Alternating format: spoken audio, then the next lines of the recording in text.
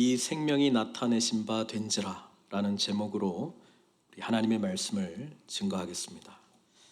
저는 오늘부터 요한 1서의 말씀을 가지고 주일 강단에 하나님의 말씀을 전하려고 합니다. 이 요한 1서는 아주 귀한 우리 사도 요한의 서신입니다. 내용을 보면은 우리 헬라어 원어는 그렇게 이렇게 복잡한 구조로 되어 있지는 않고 간단한 문장으로 되어 있긴 한데 읽어보면 좀 이렇게 간단하지만은 않아요. 말은 굉장히 단순한데 그 내용을 좀 생각해 보면 뭔가 좀 이해가 안 되기도 하고 또 어려운 부분이 좀 있기는 합니다. 저는 복음이 바로 저와 여러분들에게 이렇게 늘 다가온다고 생각합니다. 복음은 매우 단순합니다.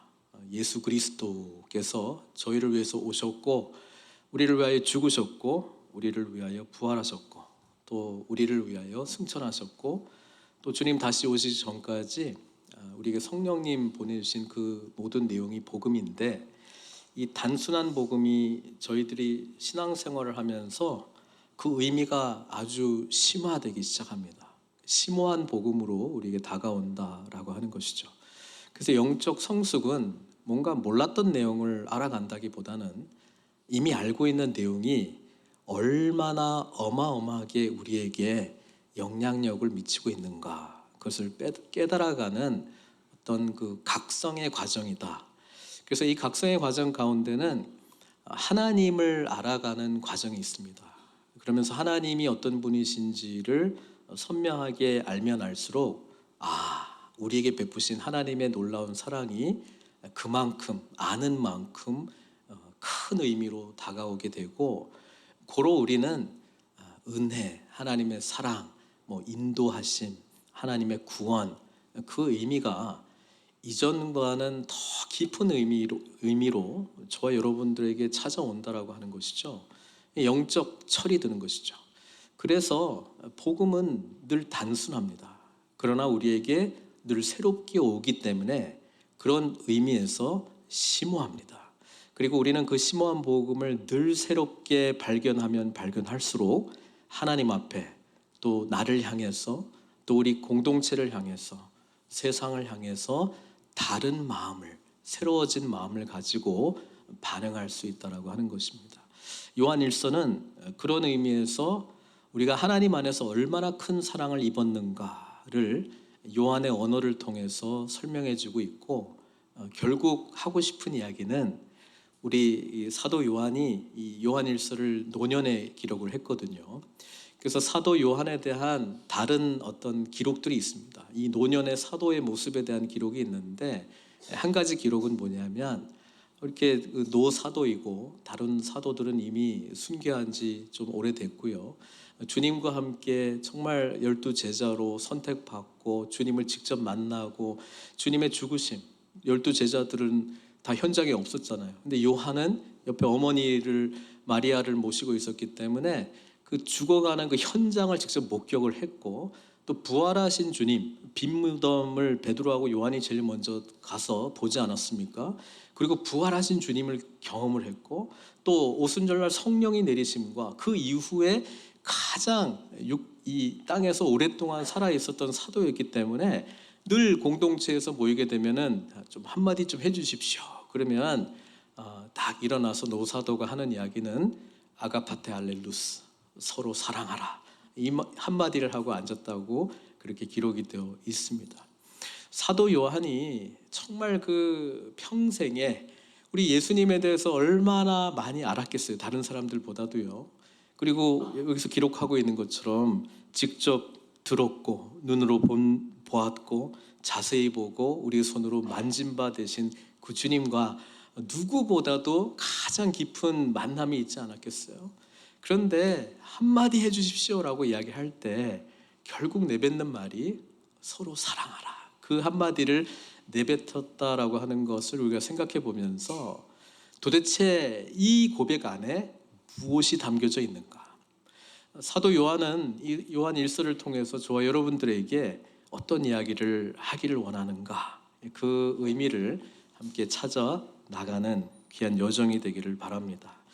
우리 사도 요한은 예수님의 12제자로 택함 받을 때에 우리 마가복음이네. 이거 나온다고 제가 말씀드렸죠. 그 12제자 이름 순서대로 그 마가복음 3장에 나오는데 이 12제자 이름이 쭉 나옵니다. 그런데 요한에 대해서 이 17절에는 이렇게 돼 있어요. 또 세베대의 아들 야고보와 야고보의 형제 요한, 이 요한 1서를 기록한 요한, 이 둘에게는 어떤 이름이 있다고요? 보아너게, 시험에 나옵니다. 보아너게 뜻이 뭐라고요? 우레의 아들, 우레의 아들이란 뜻입니다. 그런 요한이, 그러니까 우레의 아들이라고 하는 사람에게는 뭔가 다정하고 따뜻하고 이런 사람에게 너는 별명이 우레의 아들이야 이렇게는 안 붙여줄 거 아니에요. 뭔가 왠지 좀 성깔이 있을 것 같아요. 뭐 어떤 정의를 앞에 두고는 물불 가리지 않고 뭐 이렇게 어떤 불타는 어떤 그런 열정이 있는 그런 사람이었을 것 같은데, 이 사도 요한이 나중에 주님 만날 때도 이 두 형제가 뭘 요구했습니까?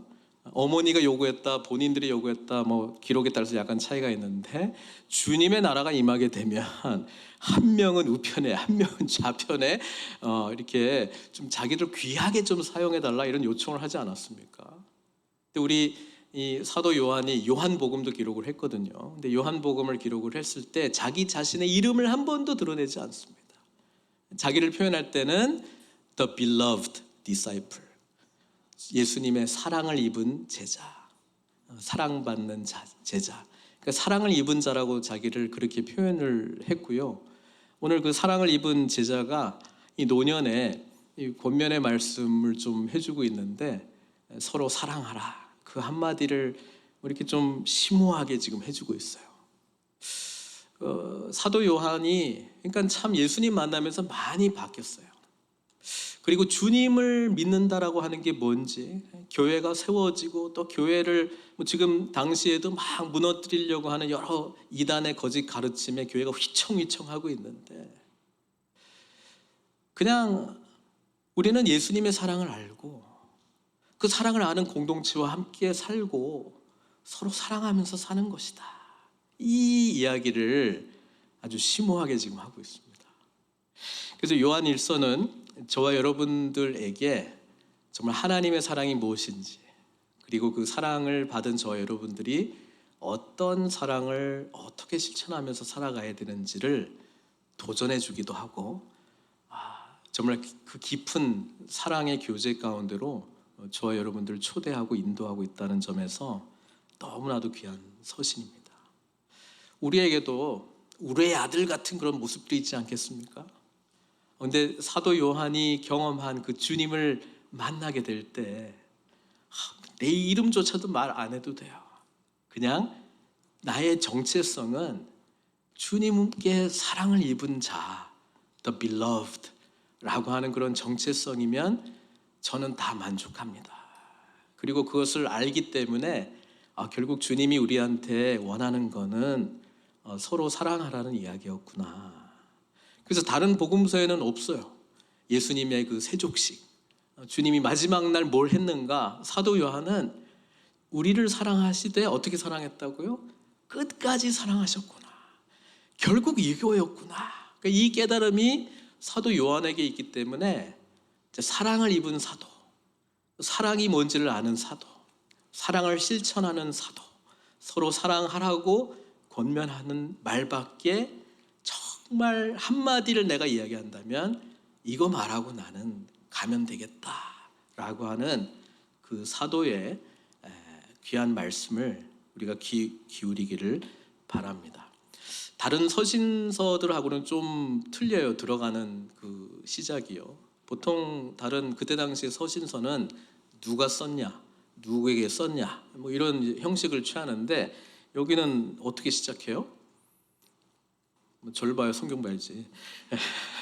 1장 1절을 보니까 태초부터 있는 생명의 말씀에 관하여는, 우리 한글 성경은 이렇게 기록이 되어 있는데요. 원어를 보면 관계 대명사로부터 시작을 합니다. 그래서 제가 가지고 있는 그 그 영어 NIV는 이렇게 시작을 합니다. That which, that which was from the beginning. 이렇게 시작을 하고 있는데 이게 원어랑 굉장히 비슷한 번역을 지금 하고 있습니다. 아니 뭐 주어도 없고요. 그냥 관계대명사로 시작을 해요. 그래서 성경학자들이 이게 이 뭐지? 뭐 어디 앞부분이 있는데 뭐 없어졌나? 갑자기 that which 뭐 이런 단어가 왜 먼저 나오지? 뭐에 대한 대시지? 뭐에 대한 which지? 뭘 말하는 관계대명사지? 그래서 우리가 뒤에 내용을 읽어보면 이렇잖아요. 우리가 들은 바요, 눈으로 본 바요, 자세히 보고 우리 손으로 만진 바라. 근데 이게 생명의 말씀이다 이렇게 설명하고 있으니까 우리는 딱 읽으면 누구 말하는 거예요 지금? 예수님 말하는 걸로 딱 바로 인지가 되거든요. 특히 요한복음 1장을 쭉 읽어보면 비슷한 게 너무 많기 때문에 태초에 말씀이 계시니라. 이 말씀이 하나님과 함께 하셨으니 이 말씀이 곧 하나님이시라 하고 쭉 읽어보면은 말씀이 육신이 되어 우리 가운데 거하시니 성육신 말씀 설명하고 있잖아요. 그래서 여기에 나와 있는 태초 요한복음에도 나오고 생명 나오고 말씀 나오고 그러니까 뭔가 요한복음에서 말씀하고 있는 성육신하신 예수님 말하는 거구나. 그러면 그분이라면 관계대명사를 쓴다면 어떤 거를 써야 되냐면은 남성 관계대명사를 쓰는 겁니다. 그런데 이 관계대명사가 뭐로 되어 있냐면은 중성으로 되어 있어요. neutral이란 말이에요. 이 헬라어는 남성, 여성, 이제 벌써 막 졸리기 시작하시는 것 같은데 남성, 여성, 중성 이렇게 돼 있거든요. 이 중성으로 왜 예수님을 이야기할 거면 남성으로 이야기를 하고 그러면 좀 분명할 것 같은데 왜 중성으로 표현해서 또 성경학자들은 이게 질문이 많은 거예요. 이게 뭐지? 우리는 질문 안 하는데 그분들이 이제 질문하는 거예요. 왜 이렇지? 왜 이렇지? 그런데 그러면 예수님과 관련된 그 총체적인 그 모든 거를 말하는 거냐? 그 분을 말하는 게 아니고.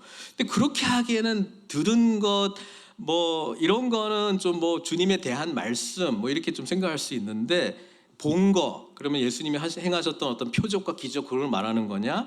그 다음에 이제 자세히 보고 우리 손으로 만진 바, 그는 실제 하시는 주님을 이렇게 촉각으로 이렇게 경험한 걸 말하는 건 주님 맞는데 근데 왜 남성 어떤 그런 관계대명사로 쓰지는 않았을까? 근데 제가 이걸 보고 요한이랑 나랑 통하네 이런 생각을 좀 했습니다. 그게 뭐냐면은 저도 복음 이야기를 할 때 예수님이 저와 여러분들을 위해서 하나님께서 행하신 일로 사실은 설명을 합니다. 그러다가 중간에 어떻게 바뀌냐면 복음이신 예수님 이렇게 가거든요. 사도 요한이 처음에는 예수님에 관한 것으로 이렇게 하려고 하다가 결국 그분이에요, 그분. 그러니까 중성으로 이제 시작했다가 의미는 우리 주님 자체 그분을 이제 말씀하시는 것으로 하지 않나 저 나름대로 이렇게 뭔가 통하는 게 있네 이렇게 좀 생각을 했습니다. 근데 이 원어의 의미를 살려서 굳이 번역을 하면은 1장 1절은 이렇게 되는 거예요. 태초부터라고 번역을 했지만 처음과 관련된 것, 우리가 들은 거, 우리가 눈으로 본 거, 자세히 본 거, 손으로 만진 거, 생명의 말씀. 번역을 그냥 있는 그대로 하면 이런 약간 느낌입니다. 무슨 말인지 알겠죠? 처음 있는 거, 그 태초에 있었던 거, 우리가 들은 거, 본 거, 자세히 본 거, 만진 거, 태초의 말씀. 이런 단어들로 그냥 엮어놓은 거예요. 근데 우리가 이제 1장 1절을 볼 때는 태초부터 있는 생명의 말씀, 맨 뒤에 나오는 단어인데 앞에 그냥 끄집어놨어요. 이거라고, 이거에 대한 설명이라고. 관하여는 우리가 들은 바요, 눈으로 본 바요 자세히 보고 우리의 손으로 만진 바라. 그래서 사도 요한은 자기를 소개를 안 할까? 누구에게 썼는지도 말 안 하고 그냥 대뜸 그 처음 거 있잖아. 태초부터 있는 거, 우리 들은 거, 우리 본 거, 자세히 본 거. 여기서 자세히 봤다라고 하는 거는 다른 성경은 우리가 똑같은 걸 봐도 다르게 이해할 수 있어요. 얼마 전에도 우리 그 성경 퀴즈 때문에 우리 교육자 회의 분명히 했는데 분명히 똑같은 회의를 했는데 다 다르게 이해를 하고 있더라고요. 그래서 지금 그렇게 이해했나 그렇게 말했나 이렇게 했는데, 우리가 똑같이 보고도 다르게 이해할 수 있잖아요. 그러니까 여기 두 번째 나오는 자세히 보고는 이 perceive, 보기는 보는데 뭐가 들어가는 거예요? 해석이 들어가요. 우리가 그 우주 밖으로 처음으로 나간 사람은 소련 사람이잖아요. 예? 그 사람은 나가자마자 첫 마디가 오, 하나님 없네 그랬어요. 우리 미국 우주인은 바깥으로 나가자마자 하나님이 있네 이렇게 말했어요. 예? 왜 똑같은 우주를 보고 누구는 하나님이 없네? 하늘이 없네, 천국이 없다 이렇게 이야기하고, 와, 하나님이 창조하신 세상이 어떻게 이렇게 아름답나? 누구는 그렇게 말해요? 똑같이 보는데. 뭐 다른 우주입니까? 그러니까 우리가 내가 봤다, 내가 들었다 이렇게 말할 때 누구한테 그 들은 거하고 본 걸 말하잖아요. 근데 말할 때 뭐가 들어가요? 내 해석이 들어가요. perceive 한 게 나옵니다. 그래서 아무리 보고 들은 거를 내가 보고 들은 대로 말한다 할지라도 거기에는 나의 perception이 들어가 있다는 것을 알고 있어야 돼요. 그러니까 그렇게 이야기를 하면서 우리의 손으로 만진 바라, 하나님을 우리가 오감으로 체험했다. 사도 요한은 그렇게 말하고 있습니다. 난 주님을 만났는데 진짜 만났다. 그 이야기를 이런 식으로 표현하는 거예요. 자, 우리 구약 성경에도 하나님을 들을 수 있어요, 없어요? 있어요. 선지자들을 통해서 말씀하시니까요. 또 우리 하나님의 말씀을 기록된 말씀들이 있기 때문에 또 그 말씀을 통해서 하나님의 음성을 들을 수 있습니다. 맛볼 수 있어요, 하나님을요? 우리 하나님은 맛보라고 명령을 합니다. 이 구약 성경입니다. 시편 34편 8절에 보면은 이렇게 말하고 있습니다. 다윗의 시인데요. 너희는 여호와의 선하심을 어떻게? 맛보아 알지어다 이렇게 이야기를 해요. 아니, 하나님이 선하신 분이신데 그걸 어떻게 맛봐요? 선한 맛이 무슨 맛일까? 달콤한가? 뭐 짠가? 어떤 맛일까? 우리 선하신 하나님의 맛. 예? 하나님을 맛볼 수 있다고, 맛보라고 다윗은 이 시편을 통해서 이야기를 하고 있습니다. 그리고 우리가 잘 아는 말씀과 관련해서 특별히 이제 시편 119편 103절을 이렇게 이야기하고 있습니다. 주의 말씀의 맛이 내게 어찌 그리 단지요, 내 입에 꿀보다 더 다니이다, 이렇게 표현하고 있단 말이에요. 지금 뭐 당 조심해야 되니까 꿀이 안 좋을 수 있는데, 뭐 그때 당시에는 이제 뭐 단 거 먹는 게 이렇게 쉬운 게 아니었기 때문에 그 가장 귀한 맛이 이제 막 꿀같이 달다 뭐 이런 거였던 것 같아요. 그러니까 하나님의 말씀이 우리가 맛볼 수 있는 것으로 경험하라고 지금 이야기를 하는 것은 무슨 추상적인 그런 하나님이 아니고 우리가 직접 실제로 경험할 수 있는 하나님이시다, 경험해야 된다, 그렇게 말하는 거예요.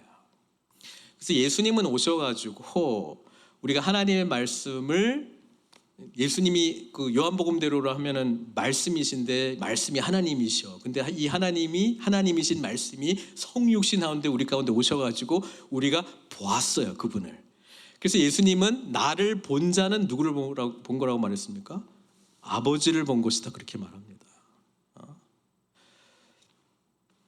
우리 예수님은 표적과 기적을 통해서 내가 하나님의 아들이시다, 그걸 몸소 보여주셨고, 하나님의 말씀을 설교하시면서 가르치면서 들리게 해주셨고, 또 주님께서 우리로 하여금 예수님을 맛보게 하시는 비유를 쓰셨는데, 예수님이 자기 자신을 뭐라고 이야기합니까? 생명의 떡이다. 또 마시라, 나는 생수의 강, 마시라.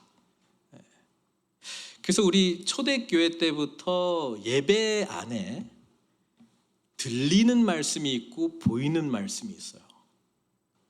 들리는 말씀은 지금 제가 이렇게 하는 그 말씀을 선포하는 그 설교 시간에 우리는 하나님의 말씀을 듣는 것이죠. 그러니까 설교를 preach한다라고도 표현하지만 deliver God's message잖아요. 하나님의 말씀을 나는 배달하는 약간 택배 기사 같은 존재라 이 말이죠. 딜리버리 하는 거죠. 또 하나는 하나님의 말씀을 보는 거예요. 그게 어디서 이루어지냐면은 성찬식 할 때 하는 거예요. 이 하나님의 말씀이 보이고요. 이 하나님의 말씀이신 예수님을 맛볼 수 있고 만질 수 있고 냄새까지 맡을 수 있습니다. 오감으로 하나님을 그래서 경험하는 게 이 성찬입니다. 그래서 예배 안에는 처음부터 우리가 가지고 있는 모든 감각을 다해서 실제 하시는 예수님을 경험해야 돼요. 그래서 들리는 말씀으로 어떤 분들은 살아계신 하나님의 음성을 듣습니다. 이 성찬에 참여함으로 생명의 떡이 되신 예수 그리스도, 나를 위하여 피를 흘리신 그리스도를 경험한다는 거예요. 그래서 결국 예배는 뭐냐? 나를 구원해 주신 하나님에 대한 이 총체적인 반응이 예배의 반응이긴 한데 그 예배 현장에 우리는 주님을 만나는 것입니다. 그런데 듣는 거, 보는 거, 뭐 주위에서 보는 거 뭐 다 좋아요.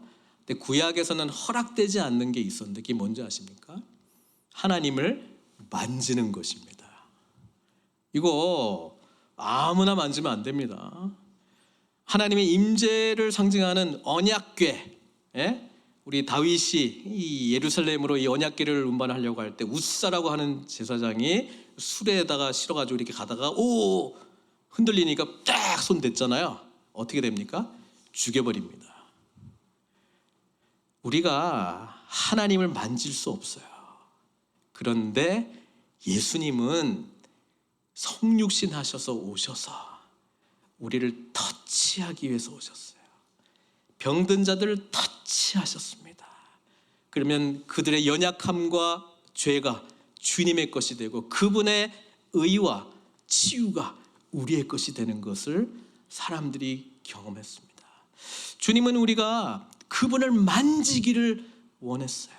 주님의 터치, 주님을 만지면 내가 살아날 것이다. 이 혈류병 여인의 내가 만지기만 하면 내가 치유될 것이다. 주님은 막지 않으셨어요. 죽지 않고 치유되었다라고 하는 것이죠. 우리는 하나님을 터치 정도가 아니라 하나님은 저와 여러분들을 어떻게 하기를 원하시는 거예요? Embrace, 포옹하시기를 원한다는 것이죠. 비슷하게 간 게 야곱이에요. 포옹은 아닌데 시작은 씨름하려고 이렇게 하다가 나중에 마지못해 진자에 이렇게 포옹하는 것으로 이렇게 끝났지만 하나님은 결국 저 여러분들이 그분의 사랑의 은혜 가운데 이 영원한 사랑의 터치를 경험하기를 원한다라고 하는 것이죠. 죄 때문에 안 돼요. 그러니까 죄 문제 해결해 주시기 원하는 거죠. 그래서 사도 요한은 자기가 이런 실제 하시는 주님, 내가 오감으로 나의 삶이 현장에 보고 듣고 말할 수 있고 터치할 수 있는, 안을 수 있는 그 주님을 경험했다라고 이야기를 합니다. 자기 소개 이전에 이걸 이야기하는 거는 그게 자기 소개의 정체성의 전부이기 때문에 그렇습니다. 이걸 통해서 나는 하나님의 사랑을 입은 beloved, 은총 입은 자다. 그게 사도 요한의 정체성이었거든요. 그러면 그게 이 편지를 보낸 자기 자신이에요. 근데 나 혼자가 아니고 우리가 있다고 이야기를 합니다. 그러면서 편지를 받는 당신들은 누구냐?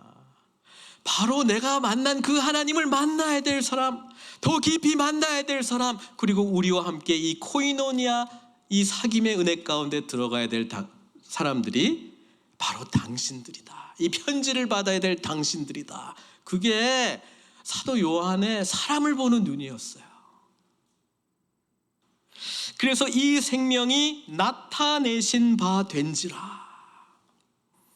요한복음 읽어보면 사도 요한이 원래는 세례 요한의 제자였거든요. 자기하고 또 한 사람, 그 사람 이름은 언급을 해요. 베드로의 형제 안드레하고 둘 다 세례 요한의 제자였습니다. 요한복음 읽어보면 나오죠. 첫 번째 부분에.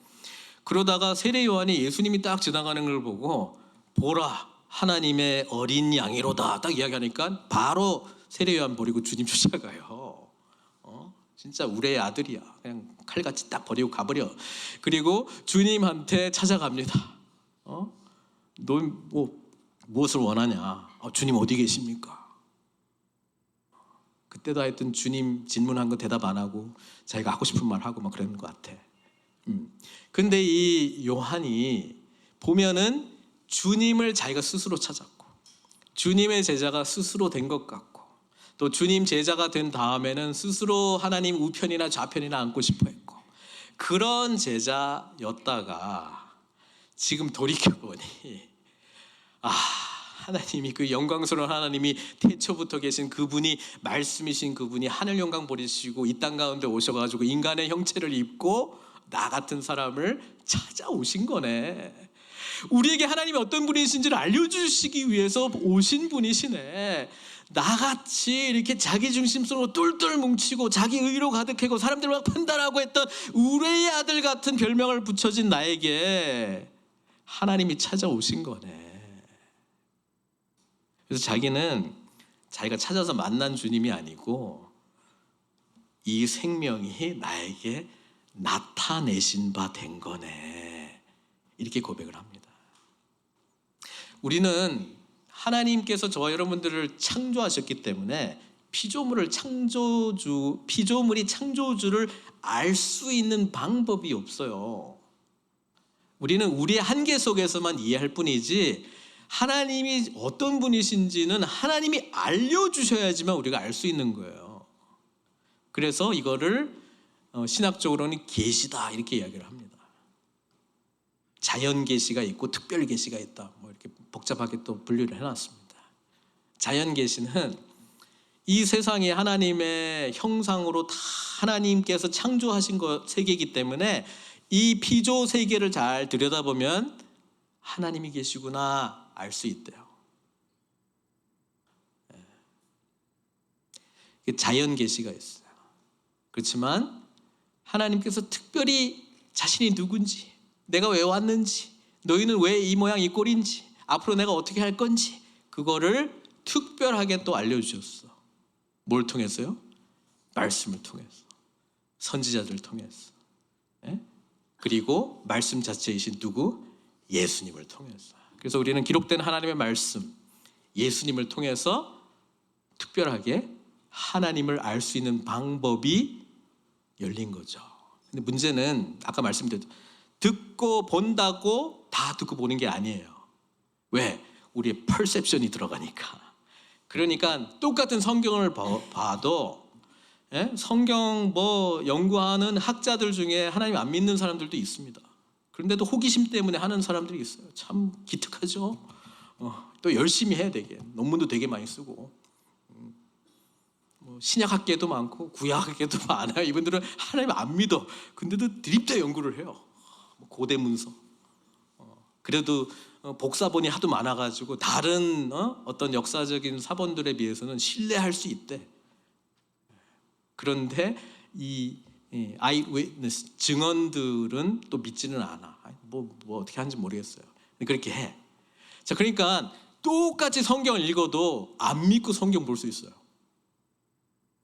우리에게는 퍼셉션이 있다면 하나님이 주신 퍼셉션으로 성경을 봐야 되거든요. 그러니까 그렇게 보라고 보내주신 분이 누구예요? 성령님이야. 성령님은 성경의 저자이기도 해요. 인간들이 적기는 했지만 성령의 감동으로 적었기 때문에 이들 개별적인 특성 위에 성령께서 하나님의 말씀을 기록하도록 했습니다. 그러니까 말씀을 제대로 해석하고 이해하려면 누구의 도움을 받아야 돼요? 성령님. 그러니까 예수님이 내가 가면 헬퍼, 보혜사, 한글 성경 아무리 들어도 절 같아. 하여튼 그 보혜사, 헬퍼를 보내주신대. 그래 보내주셔갖고 우리로 하여금 성경 깨닫게 해주신다고 말씀해 주잖아요. 돕는 분이신데, 그러니까 성령님의 도움으로 우리가 성경을 보면은 보여요. 성령님의 도움으로 보지 않고 여전히 인간적인 지혜를 가지고 퍼셉션으로 보면은 또 안 보여. 그러니까 성경도 참 희한해.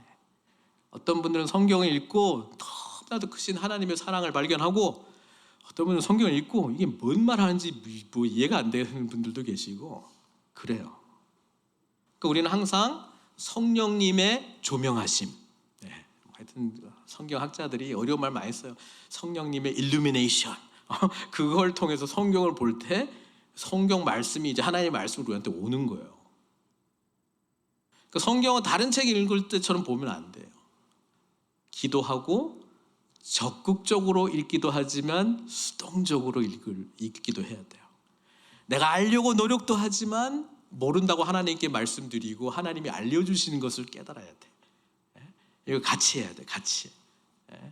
묵상에 이제 약간 그 리듬이 있어요. 적극적으로 막 분석하기도 하고, 때로는 과감하게 내려놓고 그냥 모르겠다고 하면서 그냥 알려달라고 이렇게 묻기도 해야 돼요. 이걸 하다 보면 이게 보여요, 이렇게. 근데 지금 사도 요한은 어쨌든 예수님이 자기에게 나타나신 바 되었고, 찐으로 진짜로 만난 그분이 내가 경험한 예수님이시다, 그렇게 이야기를 하고 있고요. 이 예수님을 너희에게 전하노니, 2절에 이는 아버지와 함께 계시다가 우리에게 나타내신 바 된 이시니라.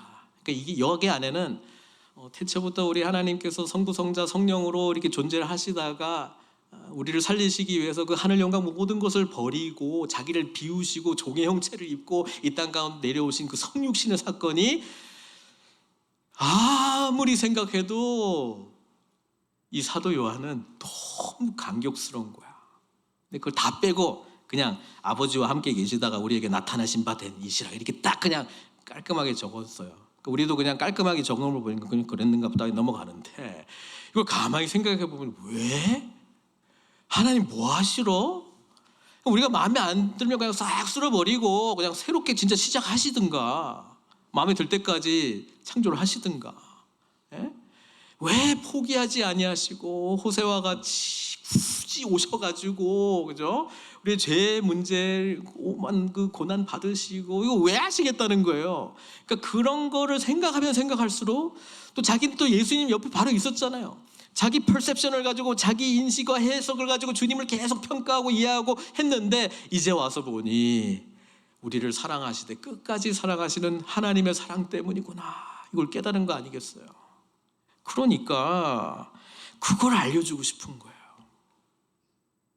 사랑을 너무 많이 받고 있는데 이걸 글로 쓰려고 하는 이 사도 요한의 이 마음이 어떻게 써야 되지?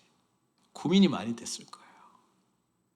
그러니까 막 생각이 많은 사람이 쓰다 보니 노인이 처음부터 있는 거, 태초에 들은 거, 본 거, 뭐 이렇게 한마디 한마디 이렇게 했던 것 같아요. 근데 그분이 우리에게 나타나신 바 된지라. 3절에 우리가 보고 들은 바를 너에게도 전함은, 우리 성경 공부할 때도 여기서 말하는 우리는 누구일까요? 사도 요한을 포함한 이 경험을 한 사도들을 말하는 것인가? 왜냐하면 우리가 사도행전 읽어보면은 가룟 유다는 자결을 했고요, 이제 한 명을 뽑아야 되는데 우리 중에서 예수님의 세례부터 예수님의 십자가 고난, 죽으심, 부활, 승천하신 거, 성령 경험까지 다 하는, 성령 경험까지는 아직 안 왔고, 우리들 중에 어쨌든 이 예수님을 만난 사람들 중에 사도 한 명 뽑자, 이렇게 했잖아요. 근데 지금 여기서는 거기에다 좀 확장된 우리일 것 같아요. 예수 그리스도의 부활하심, 성령님의 임재, 그리고 하나님이 어떤 분이신지를 요한이 지금 설명하는 만큼 이해하고 알고 있는 믿음의 공동체, 우리가 보고 들은 바를 너희에게도 전함은, 전한 이유가 뭡니까? 너희로 우리와 사귐이 있게 하려 함이라. 여기서 사귐은 코이노니아를 말하고 있습니다. 성도의 교제. 그러니까 사도 요한은 이 성도의 교제가 너무 중요한 거예요. 근데 이 성도의 교제를 동사형으로 표현한다면 코이노니아가 뭐야? 그러면 서로 사랑하는 거예요. 그러니까 사도 요한은 이 코이노니아를 누린다라고 하는 게 뭔지를 이제 알게 된 거예요. 여러분, 하나님께서 저와 여러분들에게 어떤 코이노니아를 원하시는지를 알려면 예수님이 십자가 지시기 전에 하셨던 기도를 자세히 봐야 돼요. 우리 다른 복음서에서는 십자가 지시기 전에 주님이 하셨던 기도가 뭐예요? 겟세마네 기도밖에 없잖아요. 그런데 요한복음에는 예수님이 제자들, 특별히 제자들 놓고 했던 기도가 자세히 기록되어 있습니다. 그게 요한복음 17장입니다. 여러분, 17장 정말 깊이 묵상하시길 바랍니다. 우리 주님이 어떤 기도를 하셨냐면은 이런 기도를 하세요. 다 할 수는 없고 17장 20절부터 볼게요. 내가 비옵는 것은 이 사람들만 위함이 아니요. 지금 주님 옆에는 누구만 있어요? 제자들만 있거든요. 이 제자들만 위함이 아니요. 또 그들의 말로 말미암아 나를 믿는 사람들도 위함이니. 이게 무슨 말이에요? 이 제자들의 말을 듣고 또 제자가 될 미래의 제자들을 위해서 기도하잖아요. 그러니까 이게 지금 2000년이 흘렀는데 우리도 포함 안 돼요? 포함됩니다. 그러니까 우리도 여기에 우리 제자라면 우리를 위한 기도를 주님께서 그때 하신 거예요. 이들만 위함이 아니요. 이들의 말을 듣고 나를 믿는 사람들도 위함이니. 미래의 제자들을 위해서 기도합니다. 제가 아는 어떤 목사님은 마지막 예배 드리고 축도할 때 미래의 성도들을 위해서 축도하더라고요. 우리 하나님의 예수 그리스도의 은혜, 하나님의 사랑, 성령님의 감화, 위로가 여기 계신 성도님들 뿐 아니라 앞으로 찾아올 성도님들에게 머리 위에 이렇게 기도를 해. 그래서 내가 우와, 저분이 생각하고 있는 성도 숫자는 얼마인지 물어보지는 않았는데 하여튼 미래의 성도들을 위해서 축복하더라고요. 우리 주님이 그런 기도를 지금 하고 있어요. 아버지요, 21절에 아버지요, 아버지께서 내 안에 내가 아버지 안에 있는 것 같이 그들도 다 하나가 되어. 여기서 말하는 그들은 여기 12제자뿐 아니라 그들을 통해서 믿게 될 미래의 제자를 다 포함해서 그들도 다 하나가 되어 우리 안에 있게 하사. 예수님의 기도는요, 성부, 성자, 성령 하나 되어 있는데 사랑으로 이 교제권에 저와 여러분들을 포함시키는 기도를 하고 있어요. 이거 하려고 나 죽으러 간다, 그 말 하시는 거예요. 우리는 보통 죄 문제 해결해 주려고 죽으신다. 그것도 맞아요. 근데 죄 문제 해결해서 그거 어떻게 하면 어떻게 하려고? 영원토록 사랑의 이 코이노니아를 누리게 하기 위해서 저와 여러분들의 이 죄의 문제를 해결해 주신다는 거예요. 그러니까 삼위일체 하나님이 존재하는 방식으로 저와 여러분들을 초대하는 거예요. 그걸 가능케 하기 위해서 그러니까 터치는 기본이에요. 그렇죠? 다 하나가 돼 우리 안에 있게 하사 세상으로 아버지께서 나를 보내신 것을 믿게 하옵소서. 내게 주신 영광을 내가 그들에게 주었사오니. 이 교제권 가운데 들어가면 뭘 보는 줄 아세요? 하나님의 영광을 봅니다. 제가 이제 교회에 대해서 생각을 할 때 우리 믿음의 공동체 늘 제가 이제 질문하는 거는 기도하는 내용이기도 하고 또 질문하는 것은 하나님, 우리 믿음의 성도들과 함께 예배드릴 때 주님의 영광을 보게 해주십시오. 여러분, 이거를 볼 줄 알아요. 이걸 봐야 돼요.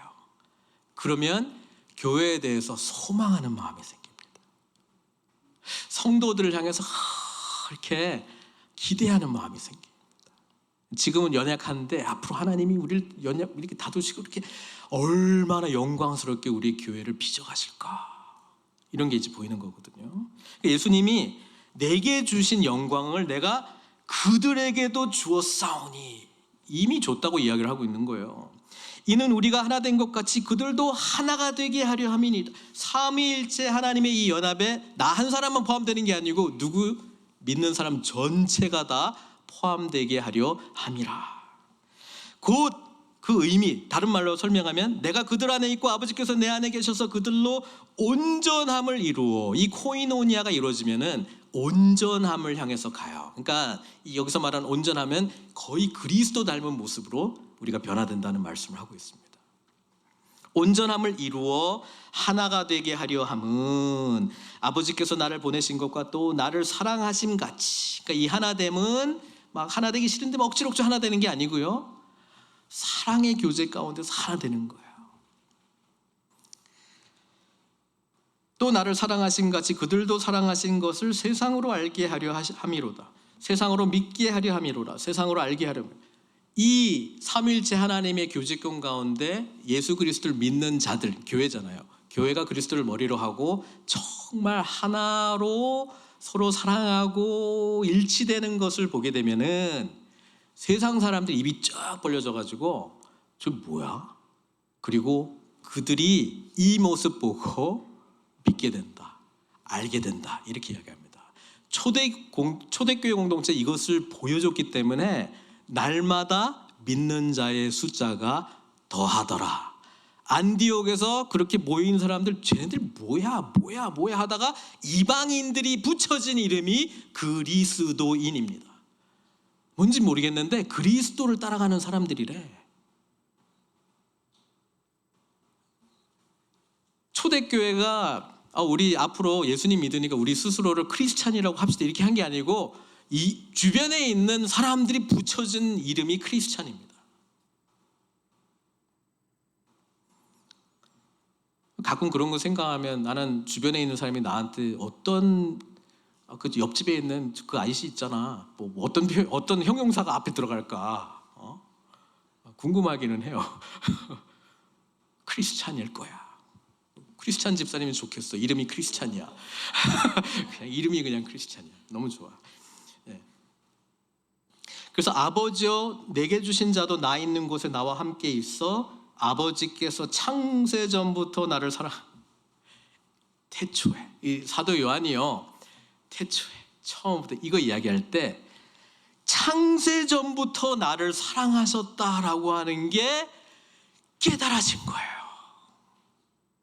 그러니까 태초의 이야기가 무슨 우리 뭐 신학적으로 뭐 선제하시는 예수님 뭐 이런 이야기하는데 그거보다는 그때부터 이 세상이 창조되기 전부터 하나님께서는 사랑을 여전히 나를 향해서 향하고 있었다라고 하는 그 어마어마한 사랑을 느끼니까 우리가 이 성부 성자 성령 하나님이 교제하시는 사랑의 이 교제권 가운데 들어가게 되면은 우리는 서로를 향해서 어떠한 사랑을 사랑하면서 실천하면서 누리면서 살까, 이거를 이제 생각하면서 이 이야기를 하고 있는 거예요.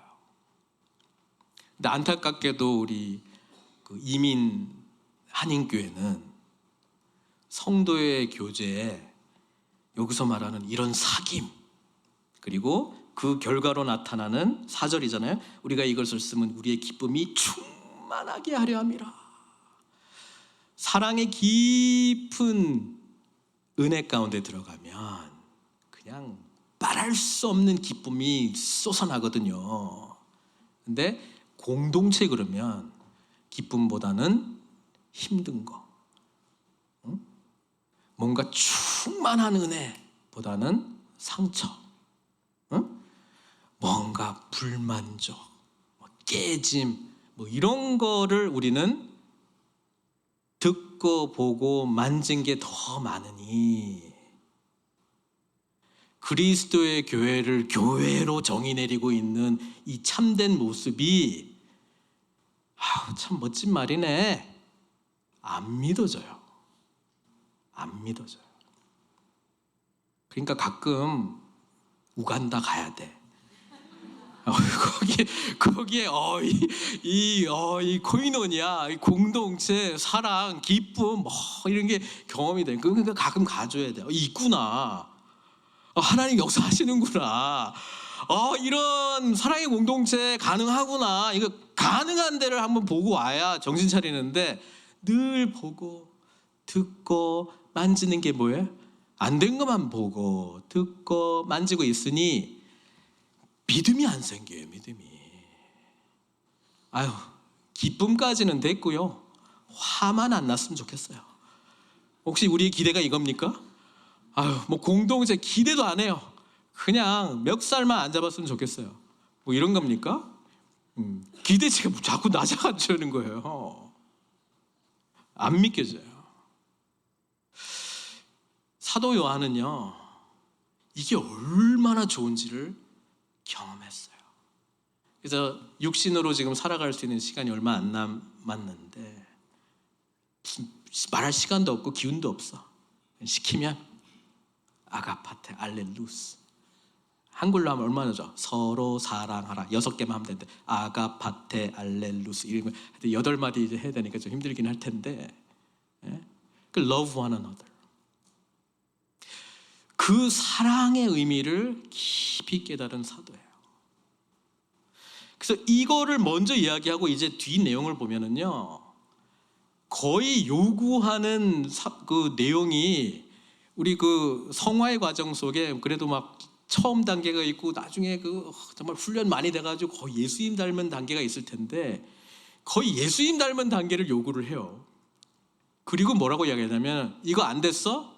너희는 거짓이야, 어둠이야, 이렇게 막 때리거든요. 그러니까 읽으면 막 부담스러워요, 요한일서는요. 그런데 이걸 왜 말하는지 우리는 이해해야 돼요. 너무 풍성한 하나님의 사랑을 경험했다는 거예요, 사도 요한은요. 이게 얼마나 좋은지를 알고 있다는 거예요. 그러니까 이런 사랑을 우리가 누리면서 살아갈 수 있도록 주님께서 오셨다는 거예요. 요한복음 10장 10절에 내가 온 것은 양으로 생명을 얻고 더 풍성히 얻게 하려 함이라. 그걸 누려야 되는데 이제 겨우겨우 막 그냥 숨 헛떡헛떡거리면서 무슨 뭐 이게 환자처럼 식물인간처럼 겨우 그것도 살아있는 거라고 생각하고 있는 자들에게 그게 아니고 더 엄청난 사랑이 있다. 엄청난 교제의 힘이 있다.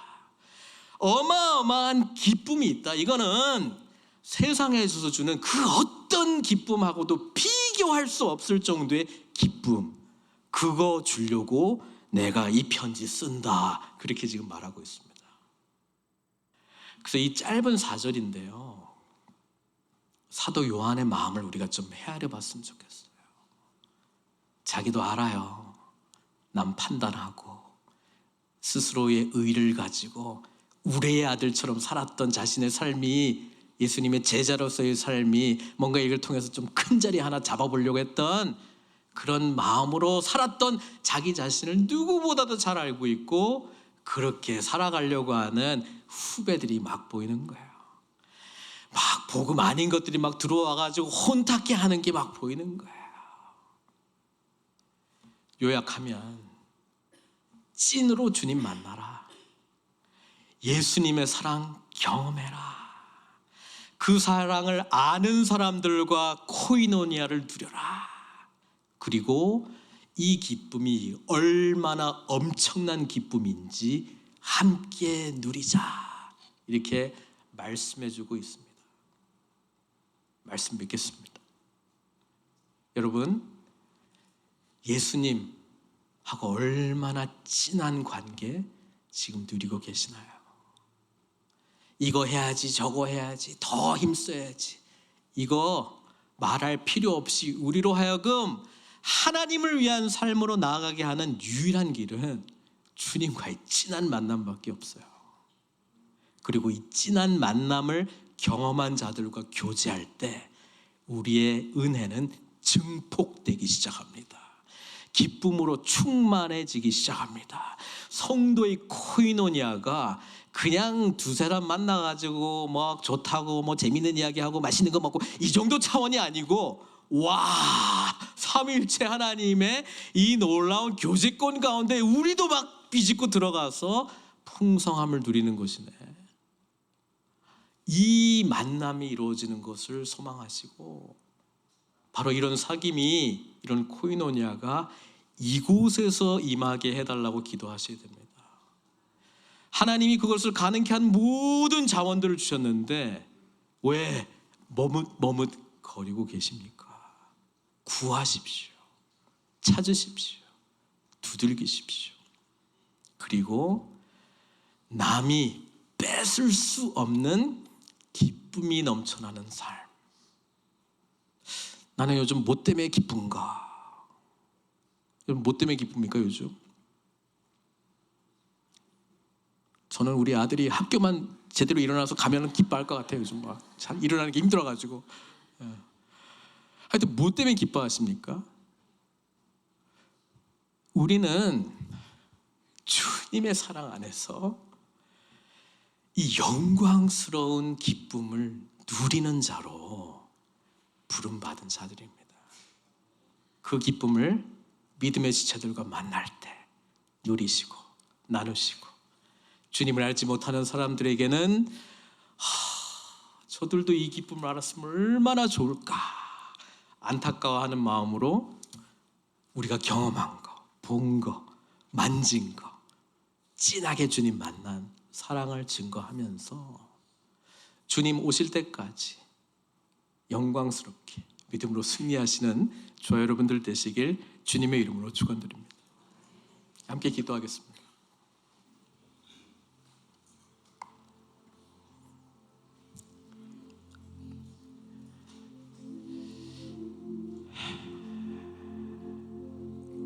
우리는 주님과 어떤 만남을 요즘 가지고 있습니까? 여러분, 깊이 있는 사랑의 교제권 가운데 풍성한 삼일째 하나님의 그 은혜를 누리기를 갈망합니다. 이 기도하세요. 그리고 그 맛을 아는 사람들과 함께 믿음의 공동체가 우리 가운데 더욱 든든히 세워지게 해달라고 기도하세요. 그리고 예수님 한 분만으로, 그분의 어마어마한 엄청난 사랑 때문에, 태초부터 시작된 우리를 향한 사랑 때문에 내가 말할 수 없는 기쁨으로 감격하는, 감사하는 그런 삶 살게 주님 도와주십시오. 이 시간 함께 기도했으면 좋겠습니다. 우리 기도로 반응하도록 하겠습니다.